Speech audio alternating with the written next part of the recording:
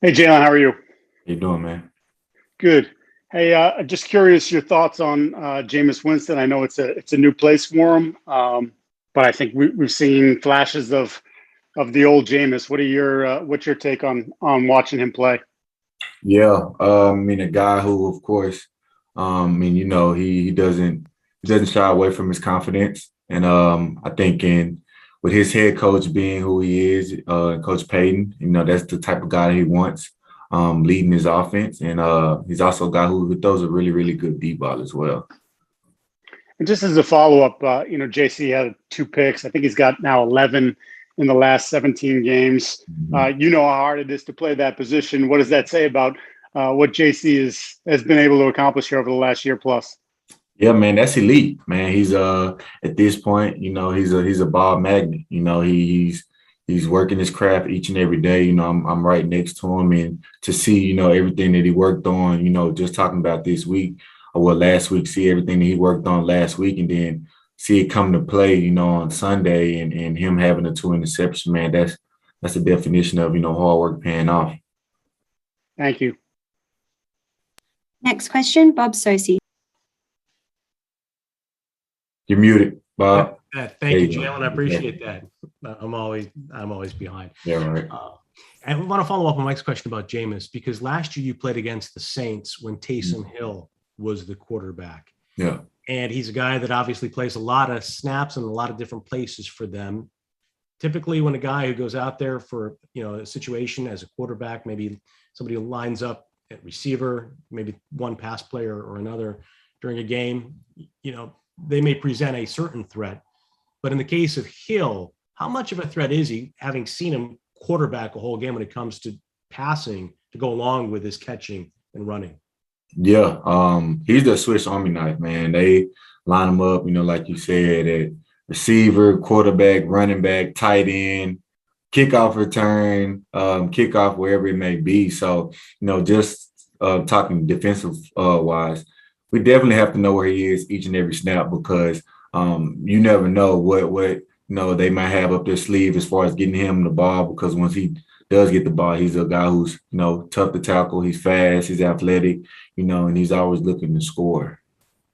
And one other question about the Saints personnel. It seems like through the years, they've had some featured guys. Michael Thomas has been one, but they've often had, production from a lot of different spots, a lot of different people, regardless of the circumstances. How difficult is Peyton's offense to defend from that standpoint, knowing that the quarterback's likely to throw it to any one of several wide receivers or tight ends or backs? Yeah, I mean, you kind of explained it right there. They line guys up in so many different positions, in so many different ways, and everybody's at the point of attack. It's not like one single guy is just going to be singled out and that's where the ball is going. You never know. So just us as a whole defense, it's this game right here, this week right here is about everybody doing the job. The D line, getting a good rush. The linebackers getting good keys, whether it's run or play action or pass, and then us as a secondary just covering those guys in the back end. Everybody's at the point of attack this week. All right. Thank you. Thank you. Next question, Steve Sanchez, please. Thanks, Steph. Jalen, where do you see yourself through two games this season so far, and what is the potential of this group going forward? I mean, it's one game at a time, but what do you see as a potential? Yeah, I mean, as far as myself, just getting better each and every week, taking coaching each and every week. I'm not a guy who gets, too high, too low on anything. It's all about just getting better. And as far as, you're talking about potential, I mean, I was always taught, potential gets you nowhere. It's always about the hard work and the work that you put in.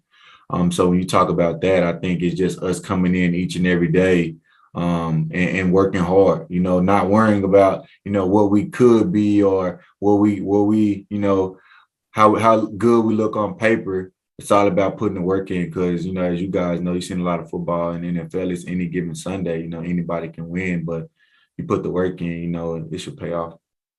Thanks, Jalen. Thank you. Next question, Matthew Fairbairn. Hi, Jalen. Wanted to ask you about J.C. Jackson as well. I'm curious what you've learned and observed about him just as a person and as a teammate since you've gotten to New England. Yeah. I mean, just, the interceptions, of course, playing defensive back. I don't care if you're at safety, nickel, corner, that's what you play for. You want to get your hands on the ball, and the success that he's had. We just talked about like this past Sunday and then last year, me being around him and the work that he puts in, I can just keep backtracking on that. He puts in the work each and every day. So it shows on Sunday. And, sometimes you get guys who have success, they may lack off or they might, ease up a little bit. Like, each and every day, practice Wednesday through Friday, he's trying to do extra. He's trying to work on his technique. We're going on the side with Coach Mike, working on press, working on the deep ball, working on stacks and bunches and motions. And he's right there, and that's what you want to see out of a guy who's having a lot of success. Thanks, Jalen. Thank you. Next question, Chris Ryan. Hey, Jalen, how are you? How you doing, man? Good. Are you a believer that each game is kind of individual to itself, or is there momentum for a defense from one game to the next, particularly for the secondary that seemed to play so well against the Jets? Do you build on that, or is Saints individual? Yeah, every game is a new chapter in the book that we're trying to write here. You can't be like, oh well, we had success last week, it's going to roll over into this week, or we didn't play up to par last week, so we're not going to play up to par this week. Like, no, you're facing a whole new team, whether it's a different offense style or not. You got different type of players. People are going to attack you different. They had a whole week of watching you on film from the week before of how, they see your weaknesses and they're trying to attack you. So each and every week is a new chapter. I want to ask you about Devin McCourty as well. Maybe the perception that you had of him before coming to the Patriots and kind of the reality of who he is, not just as a person, but the quality of a football player he is. Yeah, just me knowing him, from the other side and him just being in the NFL to now actually being with him every day, seeing him, like you just said, not only as the player, but the person that he is.